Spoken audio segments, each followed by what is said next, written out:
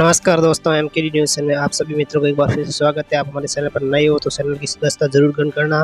आज हम बिहार विधानसभा चुनाव ओपिनियन पोल को लेकर आपके सामने हाजिर हुए।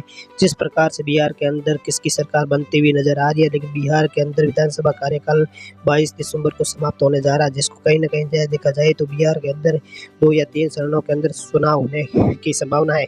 दीपावली छठ को ध्यान में रखकर तारीख और तिथि घोषित की जाएगी। जिस प्रकार से बिहार में किसको कितना मिल रहा है, जनगणना देखकर इसको कहीं न कहीं देखा जाए तो बड़ा ही बदलाव होता नज़र आ रहा है। बिहार विधानसभा को चुनाव को लेकर 3 चरणों में चुनाव होंगे, लेकिन जिस प्रकार देखा जाए तो 2020 में 3 चरण में चुनाव हुए थे, लेकिन 2015 में 5 चरण में चुनाव हुए थे, लेकिन 2025 में 3 चरणों में चुनाव होने जा रहे हैं। लेकिन बिहार के अंदर किस प्रकार से इस बार बड़ी ही बदलाव होता हुआ नज़र आ रहा है, लेकिन जिस प्रकार देखा जाए उलटफेर गिनती देखने को मिल सकती है। बिहार विधानसभा को तारीख को लेकर ऐलान करने की घोषणा जारी हो गई है। जिस प्रकार से बिहार विधानसभा को 22 दिसंबर को समाप्त हो रहा है। बिहार विधानसभा को लेकर चुनाव आयोग ने एक्टिव मोड पर आ गया। जिस प्रकार से देखा जाए तो टीम जल्द ही दोहराव कर तारीखों का ऐलान करके दीपावली को ध्यान में रखकर चुनाव तारीखों का ऐलान किया जाएगा। जिस प्रकार से अपने पर्व त्योहारों पर मतदाताओं को असुविधा न हो, जनता में अब डूबे 25 लाख करोड़ कौन जिम्मेदार होगा, इसको लेकर कहीं न कहीं देखा जाए तो बड़ा ही मुद्दा उठाए हुए हैं।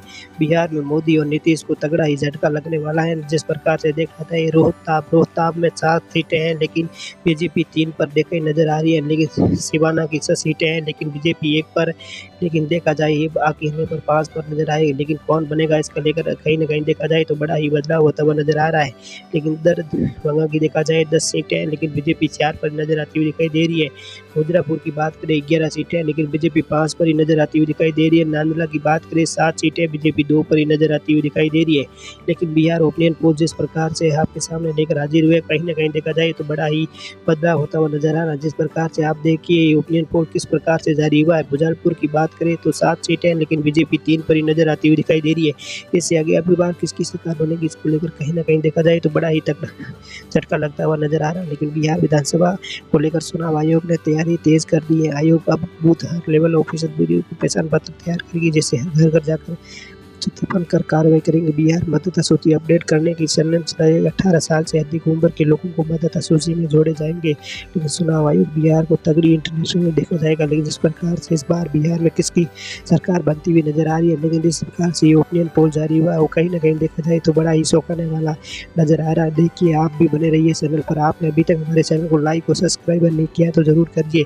लेकिन हम बिहार की बात करें, बिहार में कहीं ना कहीं देखा जाए तो बड़ा ही झटका नजर आता है। जिस प्रकार अब बिहार किसकी बनेगी सरकार, इसको लेकर भी कहीं न कहीं देखा जाए तो बड़ा बदलाव नजर आता हुआ दिखाई दे रहा है। लेकिन बिहार चुनाव के दूसरे चरण में 3 नवंबर से 19 से देखा जाए तो बड़ा ही बदलाव होता नजर आ रहा है। कौन इसकी बनेगा, लेकिन बिहार विधानसभा चुनाव को लेकर चुनाव आयोग ने तैयारी तेज कर दी है।